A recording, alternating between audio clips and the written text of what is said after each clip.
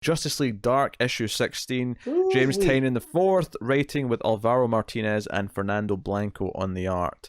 So take it away. Yeah, things are not looking so good for the Justice League Dark. Swamp Thing's been reduced to like mush, and looking for Abby.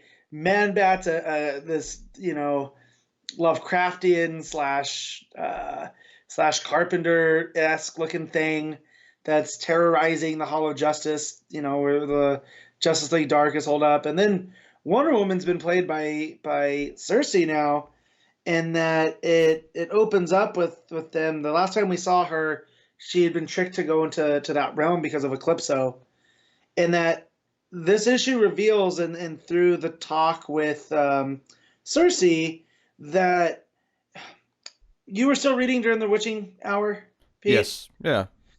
So basically here, that the Upside Down Man gets his name because he was the opposite of Hecate, who was magic personified.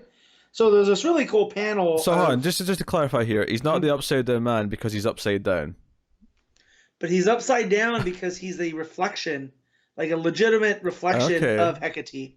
Okay. Right? So I thought that was pretty cool. It's a real nice balance, but that basically in order, because Hecate was all powerful, that in order to get her under control, the other great powers, like the dark powers that were rising against her, created Eclipso because she pulls her power from the moon. We learned that one in Witching Hour.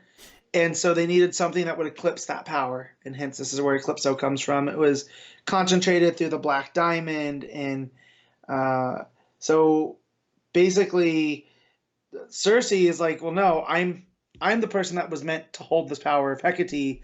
And I'm going to, with Luther's help in this new era that's going to be born, I'm going to create and shape all magic.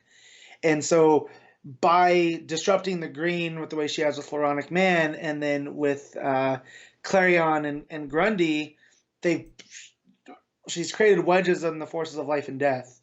And now magic is basically all under her control.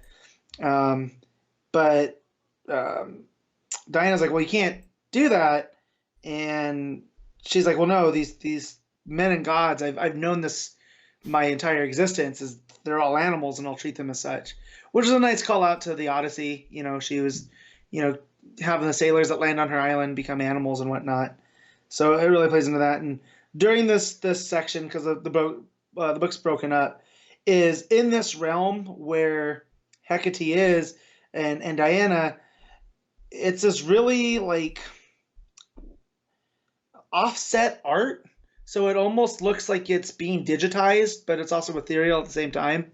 You'd really have to see it to look at it. It's really cool. So it looks like Diana's coming apart, like she's in this like mist where she's being formed and reformed, and there's pieces missing and whatnot. But at the end of it, they end up bringing her back. Is that Cersei attacks her, and that it says she has the keys to Olympus at hand. And that she basically just needed Diana's body. So when Diana comes back through the Eclipso art that she did with Fate and Zatanna, Cersei's inhabiting her body, or she's been, corrupted by the power of Hecate. And then with the other characters, basically we get Man-Bat versus Constantine and Khalid in Detective Chimp. And I misspoke, or no, they end up in the Oblivion Bar. The Man-Bat creature chases them into there, and Bobo's added some security while he's there. So he takes some scotch, of course he drinks it, or whiskey, whatever it is. Connor would know. He has a problem.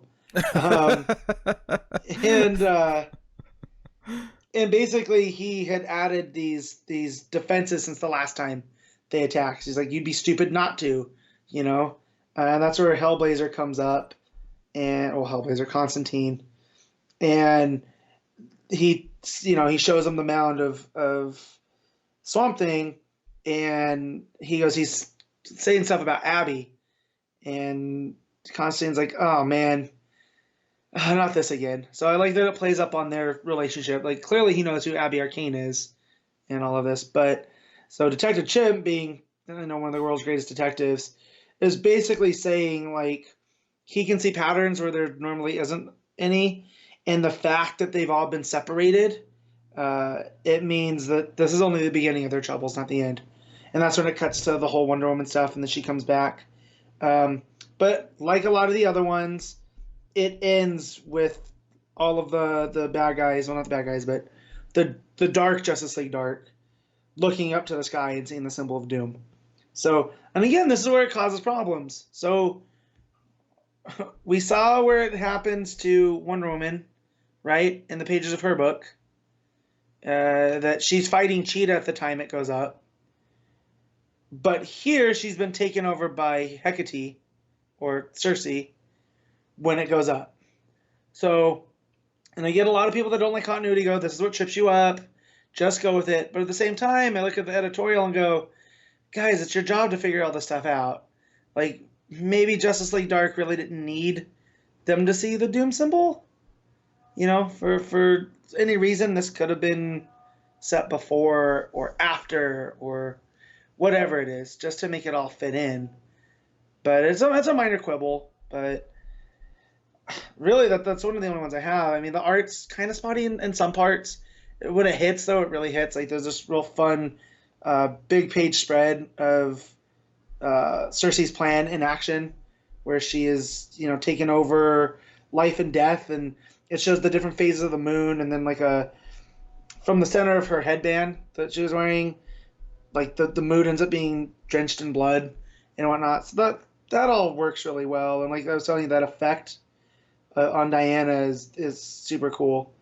But it does, some of the faces are a little bit spotty, but the layouts are always there. So they're, again, all minor stuff. But yeah, that's Justice League Dark. I got Eclipso, and everything's looking very, very bad for these guys. So it keeps me coming back. Okay. Oh yes, I have to rate it. I'm gonna give this one an 8.5.